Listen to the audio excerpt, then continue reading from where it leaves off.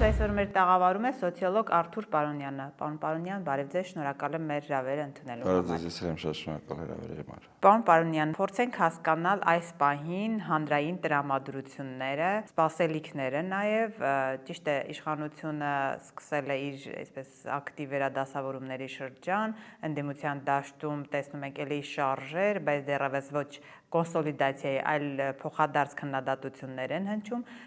Հասկանանք, այս պահին, եթե ունեք որոշակի տվյալներ, հանրային տրամադրությունները, քաղաքական ուժերի հանդեպ վարկանիշը ինչպիսին է։ Հա, տվյալները ես ցավոք սրտի ինչպես միշտ չեմ կարող ասել, դա մասնավոր սեփականություն է, բայց նկարագրել կարամ, ուրեմն կա կտրուկ շեշտակի փոփոխություն հանրային կարծիքը ձևավորելու մոդելը այլևս փոխվել է եւ դա Գյումրի ավականու հետևանքն է։ Ուրեմն Գյումրի ավականում ձևավորվեց Հայաստանի պարլամենտական մոդելը։ Եթե մինչև այդ ընտրությունները միշտ նախագահական էին, այսինքն կամ մեկը պիտի լիներ, կամ մյուսը, ապա հիմա հանրությունը ստացավ ալգորիթմ, թե ոնց պետք է ապահովի դարավոր երազած միասնությանը։ Ուրեմն ստեղ կա երկու կարևոր խնդիր, մինչև Գյումրին մենք ունենք մի իրավիճակ, երբ որ իշխանությունը ուներ եւ հիմա էլ ունի հսկայական հակավարկանիշ, այսինքն ատելություն, անհանդուրժողականություն եւ 60% մինիմում, երևակայի 65%, այս թիվը ես արդեն հնչեցրել եմ, մարդիկ են, որոնք որ չեն հանդուրժում գործող իշխանությանը։ Բայց այնուամենայնիվ այդ հսկայական հակավարկանիշի արկայության պարագայում գործող իշխանությունը հնարավորություն ուներ ինչ-որ մանևրերի, քանի որ հասարակական կարծիքը կաղ էր։ Ինչի, քանի որ պետք էր ինչ-որ մեկը, որը պետքա իրա փոխարինողը լիներ։ Այն մարդը, որը որ հավաքի 50%, հանրությունը չէր կարող գալ համաձայնության, թե ով է այն մարդը, որը որ բոլորին պետք է դուր գա։ Այդ բոլորին դուր գալու մոդելը, այսինքն նախագահական մոդելը, այլևս ակտուալ չի։ Գյումրին ցույց տվեց, որ հնարավոր է մի ալգորիթմ, երբ որ ինչ-որ մեկը կհավաքի 20%, ինչ-որ մեկը կհավաքի 15% եւ այլն, կարող է 5-ը լինեն, կարող է 6-ը լինեն, բայց այս պարագայում թե ես, թե մյուսը, թե երրորդը, թե չորրորդը, մենք եթե մի հարցում համաձայն ենք, որ իշխանությունը պետք է փոխվի, ապա մենք կարող ենք համաձայն չլինենք այն հարցում, թե ում ես կտեսնեմ կամ նա, կամ երրորդը, կամ չորրորդը։ Սա ամենակտրուկ թեևս փոփոխությունն է հանրային կարծիքում։ Այսինքն կներեք, հանրությունը հասկացավ, որ իշխանությունը փոխելու համար կա բանաձև, որը կոալիցիոն ընդդիմադիր ուժերն են։ Այո, ես եկեք կոալիցիոն ընդդիմադիր ուժերը եւ ես եկեք մի այլ բառ օգտագործեմ, պարլամենտական մոդել, որը հակառակվում է նախագահական մոդելի։ Ուրեմն մինչև Գյումրի ընտրությունները հանրությանը պարտադրում էին փաստացի մտածել նախագահական մոդելով, թեև հանրությունը պետք է ասել, որ ավելի երևակայի առողջ է, քանի որ Երևանի ավականու ընտրություններում, եթե ապրելու երկիրը հավաքեր այդ 4%-ը, հավաքեց 3 անգամ 3.7, ես կարծում եմ, որ այդ պրոցեսները կսկսվեն Երևանի ավականու ընտրություններից, այսինքն հանրային կարծիքը ոչ թե տրամադրությունները, այլ կարծիքը, որը որ ավելի խորքային է, հանրային տրամադրությունը, հա, այդ խորքային ձևավորված կարծիքը ինքը փաստորեն չի փոխվել 2-3 տարի։ 2-3 տարի ու ես կարծում եմ պետք է դրան առանձին անդրադառնալ, 2-3 տարի չի փոխվել, մի հարց է ընդամենը փոխվել, հանրությունը փաստացի պարտադրեց քաղաքական վերնախավին, ընտրել պարլամենտական մոդելը, գալ այսպես կոչված միասնության ընտրություններից հետո եւ հեռացնել իշխանությանը։ Բայց կներեք, կտրուկ փոփոխություն է։ Հակադարձում են շատերը, այսպիսի տեսակետ են հայտնում, որ թիմ ընտրությունները չպետք է տեղայնացնել համապետական ընտրություններում։ Այսինքն թիմերը ունեն իրենց սպეციფիկան, որոշակի տարրեր, որոնք ընդհանուր համապետական ընտրությունների ժամանակ դժվար են կիրառելի լինում։ Իսկապես թիմ ընտրություններ ունեն յուրահատկություններ, դա ասենք ծիծաղելի կլներ դա բան անել, ժխտել, բայց կա նաև ընդհանրություններ։ Հիմա այս պարագայում թե Երևանի ավականու ընտրությունները, թե Գյումրիի ավականու ընտրությունները, իրանք եղել են ոչ զուտ թիմ ընտրություն, դա եղել է կոնսոլիդացված բողոք իշխանության դեմ, ասենք Գյումրիում մենք ձեր հետ նաև խոսել ենք, որ մեր սարիկը պարտվեց, ու սկսեց պարտվել այն պահին ձեները կորցնել, երբ որ դարավ ԿՊ-ի սարիկը, այսինքն դա այնքան էլ թիմ ընտրություն չի, իր, ասենք, դասական դրսևորումով, դա մունիցիպալ օրակարգով չի եղել միայն։ Այսինքն մերժեցին, որովհետև իշխանության ներկայացուցիչ էր։ Սա մեկ, ինչ վերաբերում է կոնկրետ լոկալ ընտրությանը, երկրորդը, եթե մենք խոսում ենք մոդելի մասին, ապա մոդելը, ելի եմ կրկնում, մենք ուշադրություն չենք դարձրել Երևանի ավականում այս նոր երևույթին, երևույթը նա է, որ հանրությունը պարտադրում է, ու արդեն պարտադրեց, քանի որ դա շոշափելի դարձավ, այդ միասնության ցանկությունը իրագործել արդեն խորհրդարանում։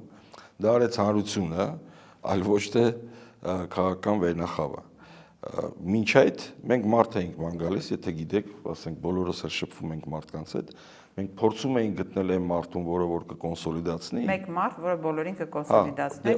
ով է փոխարեն գալու։ Հիմա այսինքն ակնհայտ է նաև, որ 50+ որևէ մեկը չի կարողանալու հավաքել։ Հիմա հերթով հասկանանք, թե յուրաքանչյուրի վարկանիշը ինչ փոփոխություն է կրել, օրինակ հենց իշխանությունը ունի այս պահին այնքան վարկանիշ, որը իրեն լավագույն դեպքում կրկին 50+-ի մասին չի խոսում, որովհետև տարբեր հարցումները փաստում են, որքան էլ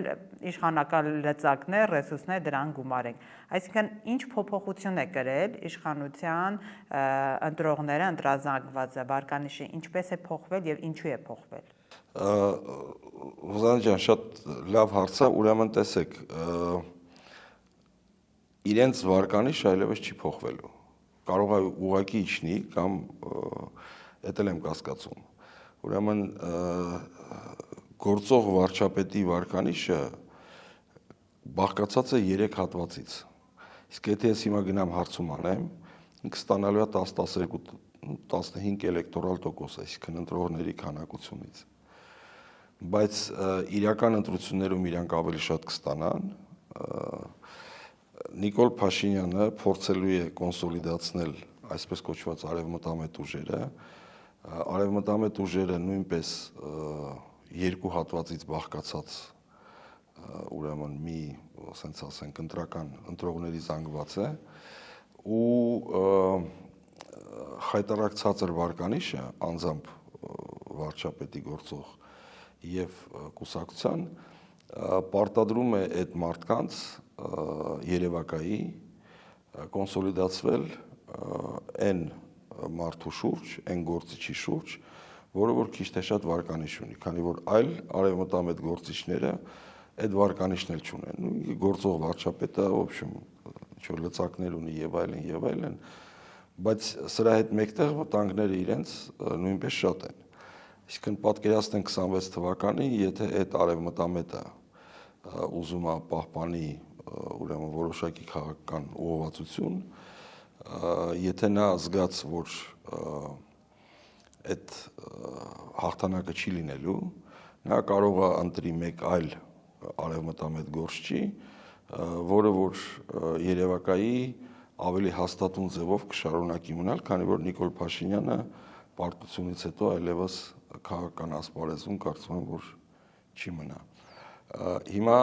այս 3 Պարտությունը մի քիչ բացենք, պարտություն նշանակում է իշխանություն չունենալ, թե նույնիսկ ընդդիմադիր լիդերով չի Չէ, ընդդիմադիր, հա, ես կարծում եմ, որ ես իմ գուշակումն է, այսինքն ինքը որպես ընդդիմադիր լիդեր կարծում եմ, որ չի մնա, քանի որ շատ հարցեր են լինելու, բայց դա, в общем, դա սպեկուլյացիա է իհարկե, բայց պարտությունը ակնհայտ է իմ համար, ես 100-ից 1% շանս կտամ, որ իրանք կարողանան վերարտադրվել, քանի որ պարտավոր եմ այդ 1%-ը տեսնել։ Հիմա որն է իրանց կարևորագույն խնդիրներից մեկը։ Երբ որ մենք ասում ենք անձնական կարծիք ու արևմտամետներ, որոնք որ կոնսոլիդացվում ինչ-որ թիվ են դառնում, հա, որը իրանք պատրանք ունեն, թե իրանք բավական հլուժեղ են։ Տեսեք, փողոցում, երբ որ 10 հոգի խոսան, փաստացի 8-ը խոսալու են նեգատիվ 8.5-ը, այսինքն 20 հոգուց 17-ը այսպես թե այնպես քննադատելու են գործող իշխանությանը։ Թեև դրանց մի մասը վերջին հաշվով գնալու է քվեարկի, բայց այնուամենայնիվ, եթե 20 հոգուց 17-ը քննադատում են, մեկը կրթությունը, մեկը ճանապարհը, մեկը անուններ է դնում, մեկը ուղակի հայհոյում է, հա, բայց ամեն դեպքում ինչ-որ մեկն էլ ասում է, որ ոբշում կադրերը վատն են, այսինքն 85% ասույթը փողոցում կամ գործի տեղը ինքը նեգատիվ է։ Սա ցանկացած մարդու մոտ ստեղծում է հոգեբանական իրավիճակ, որ այս իշխանությունը այլևս գոյություն չունի։ Էլի կրկնեմ, դա իրանց վարկա 15%-ը չի, որ միայն իրանց ընտրելու է, ավելի շատ է, այնտեղ վարչական ռեսուրսը կոչվածը պետական ապարատ։ Հա, կոնսոլիդացիան ինքը բերում է մի քիչ ավելի մեծ թվերի, բայց հնարավորություն չի տալիս իրենց անգամ անասնագողությունով հետագայում ինչ-որ վերարտադրվելու շանս ունենալ։ Այստեղ կարող են իրանք շտկել իրավիճակը, ինչի համար ես սա ասում եմ։ Շատ դժվար է իրավիճակը շտկել այն պարագայում, երբ որ գետնի վրա խոսակցությունների 85%-ը նեգատիվ է։ Անպայման չի իրենց դեմ լինի, բայց նեգատիվ է։ Տեսեք, հիմա իրենք սկսել են կրթությունը նորաձև արշավը եւ քաղաքական խոսույթում դա անցալվում է որպես քարոզարշավ։ Դա ինչ որ ձևով իրավիճակը փրկելու միջոց է։ Ոչ։ Դա հեծանիվ քշելու պես մի բան է, որը որ շատ արագ կանցնի։ Նույնը, ասենք, էշ ոչիլ եւ մնացած ամեն ինչն է, որը որ բառապաշարը, հա, բառապաշարը նույնպես իրենց դեմ է աշխատելու, ու շատ պարզ է, ասենք, հիմա եթե մինչև այդ ոչիլ բառը օգտագործողը կարային դատի տային զրպարտել եւ այլն, այսինքն իրանք լեգիտիմացրեցին այդ հայհոյանքները եւ բառերը։ Սա կտրուկ սխալ էր, որում ես կարծում եմ, որ նրանք մտածել են, որ այ ամբողջ YouTube-ը, ամբողջ ինտերնետը հայհոյանք է, մենք պատասխան չենք տալիս, դրա համար մեր վարկանիշը ընկնում է։ Բայց դա տենց չի, ասենք, չի վարկանիշը չի ընկնում դրա համար, որ հայհոյում են, վարկանիշը հայհոյանքը ընդհանրապես ցուցիչն է այն բանի, որ վարկանիշ այլևս չունեք։ Ու եթե դուք այդ բառերը օգտագործեք ի պատասխան, ոչ մի նոր ձայն չեք ստանա։ Ինչ վերաբերում է կրթությանը, կրթության հատվածը ինքը լուրջ խնդրեմ է, հիմնականում այսպես ասենք միջին խավի համար, թեև կրթության նկատմամբ լուրջ հարցեր կա նաև, ասենց ասենք, ընդդիմադիր դաշտում, կախված ինքնության հետ, բայց ավելի շատ կրթության խնդիրները իհարկե մեղմ արևմտամետների խնդիրն է, այսինքն այս պահին, եթե անգամ իրենց հաջողվի համոզել, որ այդ իրենց ծրագիրը ինչ-որ էֆեկտիվություն ունի, ապա իրանք մնում են նույն ձեներով, որոնք որ ունեն հիմա։ Տեսեք, ասում են այդ ամբողջը այդ արշավը նաև նպատակ ունի նախընտրական ցուցակ ձևավորել այնպիսի մարդկանցը, որոնք ամբողջովին նոր են։ Մամուլը գրում է նաև, որ Նիկոլ Փաշինյանը այս խմբակցության որևէ անդամի չի ցանկանում նորից ցուցակ բերել։ Նոր դեմք է ամբողջությամբ, իրավիճակ կփոխեն եւ որոշակի տոկոսներ կավելացնեն իրենց։ Տեսեք, Ռոզան ջան, իրենք գնում են բավական ուղղահայաց ճանապարհով, ուրեմն քննադատություններից մեկը նա է, որ իրենք կադրեր չունեն ու ենթադրում են, որ օրակարգը չափելուց ինչ որ սոցիոլոգներ իրանց ասել են, որ այդ ձեզ քննադատում են, որ դուք կադրեր չունեք, որոշել են, որ պետք է թարմացնեն։ Ուրեմն Նիկոլ Փաշինյանին քվեարկողները բաղկացած են գլոբալ այլ տեսակետից նայելով երկու հատվածից։ Ա նրանք ովքեր որ քվեարկել են իրեն մինչև այդ ու չեն զղջում, B այն մարդիկ, որոնք որ ասում են, որ զղջում են, այսինքն որոնք թեև մասնակի են approval, այսինքն գնահատում մասնակի ինչ-որ հաջողություններ, թեև ասում են, որ թերությունները շատ են։ Ուրեմն այս մարդիկ մինչև հիմա իրանց արեալի, իրանց ընտրողների արեալն են, որոնք որ ասում են լավն էլ կա, վատն էլ կա, ավելի շատ այսպես թե այնպես հակված են քվեարկել այն մարդուն, որին քվեարկել են։ Դա մտնում է այդ իր տոկոսների մեջ, ինքը շատ ցածր քիչ հատված է, ասածս որ նա նույն կրթությունը կամ կադրերի վերափոխումը կամ ինչ-որ բան, դա այն մարդիկ են, որոնք որ սենց տնենց իրանց մոտ են։ Իրանց խնդիրը նա չի, որ իրանք սրանց պահեն, չնայած դա էլ կա։ Իրանց կարևորագույն խնդիրը նա է, որ իրանց մոտ այնքան քիչ է մնացել, որ իրանց նորն է պետք։ Ինչ որ մարդ պետք է վերադարձնեն այն հատվածից, որը որ դարել է անդիմություն, այդ դրա շանսը իրանք չունեն։ Հիմա ընդդիմությանն անդրադառնանք, խորհրդարանական ամենամեծ ընդդիմությունից սկսենք, Հայաստան դաշինքից եւ երկրորդ նախագահի վարկանիշի քայլերի հետ կապված։ Ասուլիսից հետո կրկին Քոչարյանի հանդեպ բավական մեծ քննադատության ալիք կա։ Ինչն է անհանգստացնում Քոչարյանի դեպքում իշխանությանը, վարկանիշի աճ կա։ Ասեմ, որ ընդհանուր առմամբ ասեմ, որ ընդդիմությունը դեռ ձևավորված չի, ինչի դրա համար, որ մենք սենց տենենց ունենալու ենք 3-4 ընդդիմադիր ուժ, որոնք որ պետք է հետո միավորվեն։ Սա հասարակությունը պարտադրելու է ու դա լինելու է։ Ուրեմն ինչ կատարվեց երկրորդ նախագահի վարկանիշի հետ։ Ուրեմն ես կարծում եմ, որ շատերի համար զարմանալի էր, որ Գյումրի ընտրություններից հենց հետո չափումները ցույց տվեցին, որ վարկանիշը աճեց։ Խնդիրը նույնն է, ինչ որ մենք խոսեցինք սկզբում, տեսեք, նախագահական մոդելում նույն Քոչարյանի ընտրողները պարտավորվում էին հասարակական կարծիքի կողմից գտնել այն մարդուն, որը որ հանուն մեծ գաղափարի գործող վարչապետին հեռացնելու գտնել այն գործչին, որը կհամախմբի հասարակության առնվազն կեսը։ Գյումրի ընտրություններից հետո Ռոբերտ Քոչարյանի ընտրողը պարտավոր չի այլևս գտնի այդ 50%-անոց ապագա նախագահին։ Հետևաբար այդ մարդիկ, որոնք որ հիմա կողմ են քվեարկում, իրանք միշտ է կողմ են քվեարկել, այսինքն իրանք միշտ են կողմ քվեարկել։ Ընդամենը իրենք դա թաքցնում էին հասկանալի պատճառով, որ հասկանում էին, որ չի կոնսոլիդացնում։ Հիմա կոպիտ ասած ասում է, ես Քոչարյանին եմ ընտրում, դու ում ուզում ես ընտրի։ Իսկ եթե մենք ուզում ենք իրան հեռացնենք, դու գտի քո տեխնացուին, ես իմը գտել եմ արդեն։ Հիմա այն պահից, երբ որ ես իմը արդեն գտել եմ, այդ մարդիկ նու այն հատվածն են, որոնք որ այսպես ասած կտրուկ աճ են ցույց տվել ու բոլորի համար զարմանալի է եղել, այդ մարդիկ միշտ էլ եղել են։ Հա, ես թվեր չեմ կարող ասել, քանի որ ասենք որ թվերը սեփականություն են, բայց իրավիճակը այս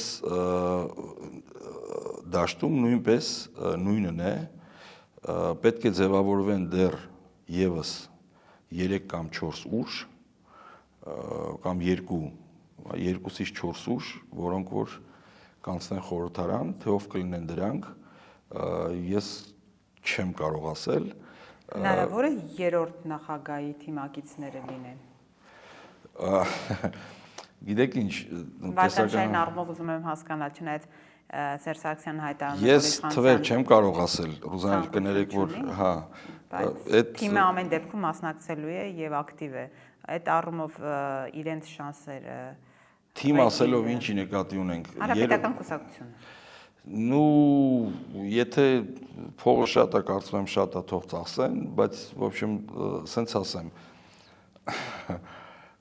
ես շանս չեմ տեսնում հանրապետական կուսակցության անցնելու, ինչ վերաբերում է երրորդ նախագահան ուներ նույնպես երկրորդ մեծությամբ հակավարկանիշը, Գյումրիից հետո նա զրոյացավ։ Հակավարկանիշը զրոյանալը դեռ ոչինչ չի նշանակում։ Վարկանիշն էլ, ну, в общем, շատ ցածր է, որ ինքը ընտրվի։ Հասկանանք մի բան, այն բաներ վերաբերմունքը, որը որ եղել է, ինքը չի փոխվել։ Ընդամենը մարդը հասկացել է, որ անպայման չի ես ունենամ ինչ-որ մեկին, որը որ պետք է հավաքի 50%։ Հետևաբար երկրորդ նախագահը այն վարկանիշը, որը ուներ, ինքը ակտուալիզացվեց, դարձավ գործող վարկանիշ, երրորդ նախագահը վարկանիշ չուներ, ուներ հակավարկանիշ, հակավարկանիշը զրոյացավ գրեթե։ Բայց այսինքն երրորդ նախագահի պարագայում մենք կարող ենք ավելի շատ անտարբերության մասին ասել, в общем, հետաքրքիր չի այդ այլևս։ Հետաքրքիր է այն, թե ով է լինելու այն մյուս ուժերը, թիմակիցները, ովքեր են լինելու այդ թիմակիցները։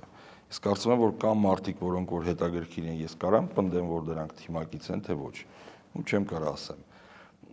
Անուններով կարող ենք խոսել։ Գիտեք ինչ, եկեք ավելի, քանի որ միևնույն է հարցնելու եք, թե ով ինչ վարկանիշ ունի, եկեք սենց բան ձևակերպեմ։ Ուրեմն կա բավական մեծ հատված հասարակության մեջ, որը դաշտի թարմացում է ուզում։ Հա, այսինքն լինելով գաղափարապես այս դաշտում, այնուամենայնիվ ուզում է, որ նոր մարդիկ լինեն, նոր դեմքեր լինեն, ավելի երիտասարդ դեմքեր լինեն։ Այս երիտասարդ դեմքերի շարքը բավական մեծ է, թեև ընդգծված վարկանիշ քաղաքական գործչի ունի ընդամենը մեկը, դա Անդրանիկ Թևանյանն ու Մայր Հայաստանը,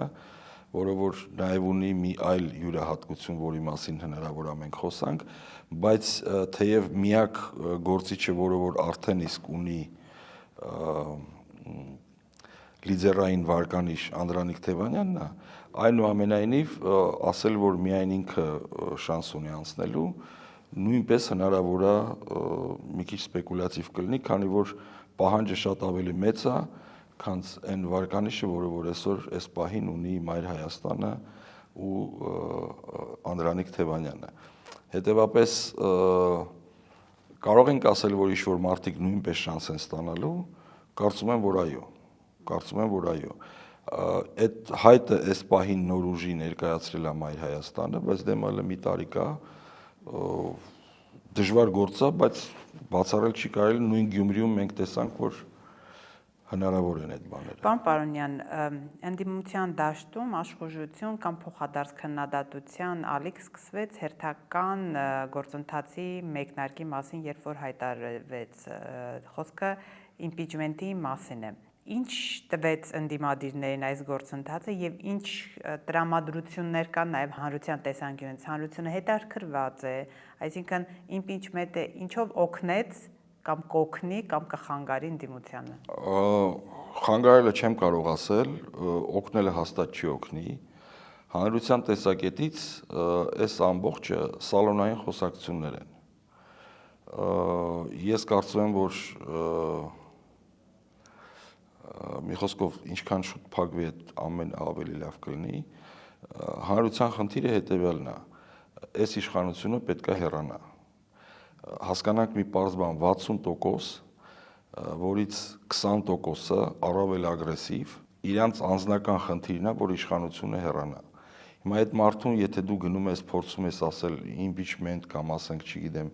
մի հատ էս ծրագիրը նայի, մի հատ էս հաղորդումը նայի, հավատացեք, իրենց բացարձակապես միևնույն է։ Իրենց պահանջը նաև որ այս իշխանությունը հեռանա, իրենք փաստացի պարտադրեցին այն մոդելը, որով դա հնարավոր է անել, համապատասխանաբար իրենք ընդամենը սպասում են, եթե կարաս անես, գնա արա, հա, շատ պարզ, եկեք մտնենք ցանկացած հանրային տրանսպորտում փորձենք մարդկանց հետ խոսալ, ամենաընդդիմադիր հատվածի հետ, կասեն նախ A, եթե կարաք անեք արեք, B, եթե կարայիք անեիք մինչև հիմա ինչի չէիք անում, ու ընդհանրապես այդ թեմաները ինձ հետաքրքիր չեն, в общем, հեռացրեք, կարաք, չէ, դե ուրեմն ես իմ ընտրությունը ամսի 26-ին կանեմ։ Այդ սալոնային դաշտից դուրս գալը ընդդիմության կարևորագույն խնդիրն է։ Տեխնիկապես դա միգուցե ինչ-որ մարդկանց համար կարևոր է, որ ինչ-որ հանրային մեդիա դաշտում պրոցեսներ եւ այլն գնան, որ փորձեն ինչ-որ արդյունքների հասնել, բայց շատ արդյունավետ ճանապարհ է դա, քանի որ մարդկանց վստահությունը ձեռք բերելու համար պետք են ինչ-որ բաներ, որ կհամարվի գործ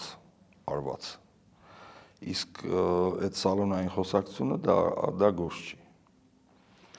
Օգուտ չկա։ Վնասը չեմ Դե ասում են միջև 26 թիվ ինչու ձեռքներս ծալած նստենք, ես իշխանությունը հնարավոր է նոր փորձանքներ բերեն, ինչու չանենք այդ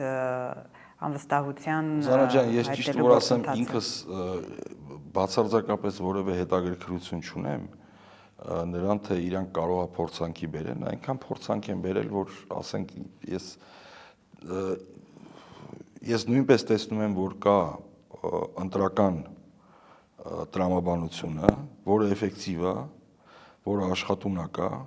միշտ հավատացել եմ ընտրություններին ու սենց ասեմ, նրա համար, որ փորձանք իրանք չկարողանան բերել, ես ձեր թույլտվությունից նույնպես հիշեցնեմ մի փաստ տրանսպորտի ուրեմն պայքարը բողոքը, հա,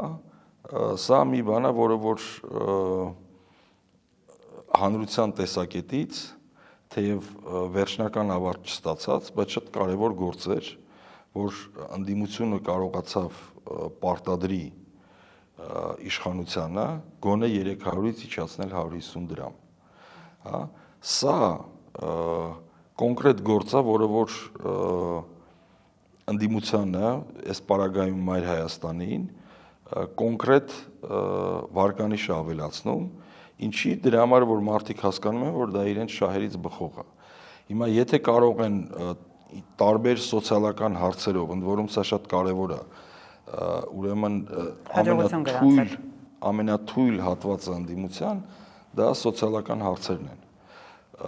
Ընդհանրապես որևէ ոչ գործ, ոչ անելիք, ոչ շարժ չկա, բայց կա իմպիչմենտի շարժ։ Նա ենթադրենք կա մի փոքր հատված, փոքր ու միջին բիզնեսը, որպես ընտրողներ իրանք քիչ են, բայց իրանք ընտրող են, չէ՞։ Ասենք իրենց շահերը ով է պաշտպանելու։ Իրենք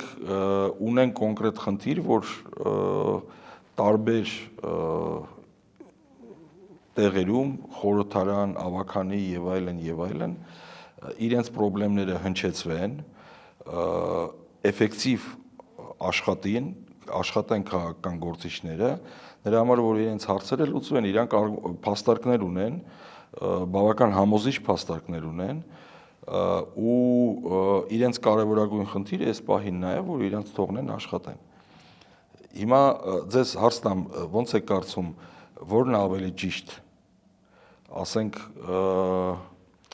էլի բերեմ նույն օրինակը Մայր։ Ասում են ձուկը գլխից է նեղված, գլուխը պետք է ճիշտ լինի։ Ռոզանա ջան, ես գիտեք ոնց, ես իհարկե ձուկը նեղած է գլխից։ Դրա մասին այլևս երկու կարծիք գոյություն չունի այս հասարակության մեջ, բայց ամենօրյա խնդիրները իրենք այնուամենայնիվ շատ կարևոր են, հա, տեսեք, ինչ որ փոքր ու մեծ ուժեր փորձում են կոնկրետ գործողություններ անել, օրինակ դատի են տվել կարմիր գծերը, ճիշտ է։ Հիմա ձուկը եթե գլխից նեղել է, դա նշանակում է, որ կարմիր հետագծերի դեմ դու չես պայքարելու։ Դու պայքարես, չէ՞։ Այսինքն դա դու տեսնում ես, որ դու ունես կոնկրետ ինչ որ ձևաչափ աշխատելու, դե աշխատի։ Փոքր ու մանր բիզնեսը նույնն է ուզում, իրանք ուզում են, որ լինեն ինչ որ քայլեր, որոնք որ մինչև 26 թիվը կամ մեծ փորձանքը իրենց հնարավորություն թողնեն աշխատելու եւ այս տիպի հարցերը չափազանց շատ են ու մարդկանց ցանկությունը այն է իրենք շատ լավ հասկանում են որ 20% ունեք թե չգիտեմ ինչ տոկոս ունեք բայց արեք այն գործերը դրեք այն խնդիրները հնչեցրեք այն խնդիրները որոնք որ իմ համար կարևոր են միգուցե ինչ որ բան ստացվի եթե չստացվի ես քո դեմ չեմ լինի ես էլի քո կողմ կլնեմ որպես ընդդիմադիր հասկանում եմ որ ձուկը գլխից նեղել է բայց դու եթե իմպիչմենտով ես զբաղված ես առավոտը ասենք երեխուն տանեմ դպրոց հետո պետքա մտածեմ ինչ պետքա կերակրեմ մտնեմ խանութ ծանր ուտելի այսինքն ես ունեմ խնդիրներ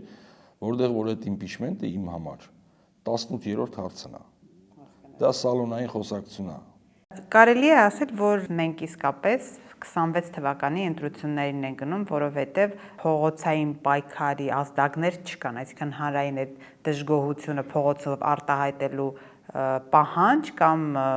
այս պահին որևէ ձև չկա։ Ես պատասխանեմ հետևյալ ձևով, կա ռադիկալ հատված, որը որ միշտ պատրաստ է ամենափոքր բանից դուրս գալ փողոց։ Ես կգնահատեի դա, թեև իրավունք չունեմ թվեր տալու, բայց այնուամենայնիվ, քանի որ շատ մանր հարց է, իմ գնահատականով դա կազմա մոտ 3%։ Դա իրավիճակ չի փոխելու։ Հա, դա իրավիճակ չի փոխելու։ Կա ինչ-որ հատված, որը որ հնարավոր է միանա, բայց նրա համար, որ փողոցային պրոցեսներ գնան, փողոցային պրոցեսները օդից չեն լնում։ Դա ինչ-որ տրիգեր պետք է լինի, հա, որ այդ փողոցը գեներացվի։ Կարա այդ տրիգերը, կարա արտաքին շոկ լինի։ Ես այդ պարագայում համոզված չեմ, որ ասենք այդ փողոցը չի լցվի։ Կամ ինչ-որ մի արտառոց բան, որը որ ֆորս մաժոր դնենք անունը, ապա իհարկե բայց այս խախանդ սենց գնալով որևէ մեկը փողոց դուրս չի գալ։ Մարդիկ սպասելու են 26 թվին գնան ընտրեն։ Մենք ապրում ենք Երևան քաղաքը, ինքը ոբշմ արդեն